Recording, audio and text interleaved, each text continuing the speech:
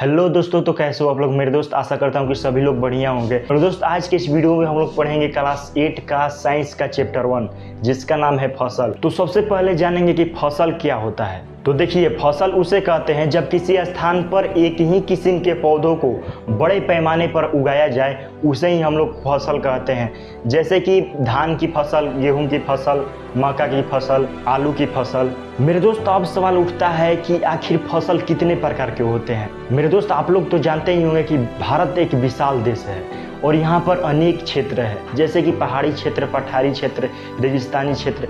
इन क्षेत्रों में अलग अलग टाइप के जलवायु भी पाए जाते हैं। कहीं बहुत ठंडा पड़ती है तो कहीं गर्मी तो कहीं बरसात। इन सब जगहों पर अलग अलग किस्म की फसलें पाई जाती है। मतलब कि जहाँ पर जैसी जलवायु वहाँ की वैसी फसलें पाई जाती है। इसीलिए भारत में विभिन्न प्रकार की फसलें उगाई जाती है। हम लोग मौसम के आधार पर फसल को 3 भागों में बांटे हैं, जिसमें पहला खरीफ फसल, दूसरा रबी फसल और तीसरा जायद फसल। मेरे दोस्त अब जानते हैं खरीफ फसल के बारे में। तो दोस्तों, वर्षा ऋतु में उगाई जाने वाली फसलों को ही खरीफ फसल कहते हैं, जैसे धान, मक्का, सोयाबीन, कपास आदि।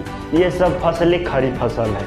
आप लोग तो जानते ही होंगे कि वर्षा ऋतु भारत में जून से लेकर सितंबर तक होती है और ये सब फसलें इन्हीं महीनों में उगाई जाती है। यानी कि खरीफ फसल में वे फसलें आती है जिन्हें पानी की काफ़ी आवश्यकता होती है। मतलब कि ज़्यादा पानी में ये फसलें होती है।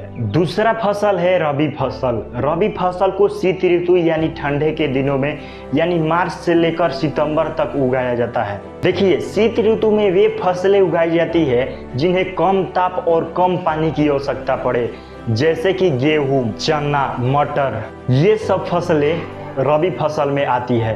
अब फसल के तीसरा प्रकार है जायद फसल। जायद फसल गर्मी के दिनों में उगाई जाने वाली फसलों को ही हम लोग जायद फसल कहते हैं, जैसे कि मूंग, तरबूज, ककड़ी, खीरा।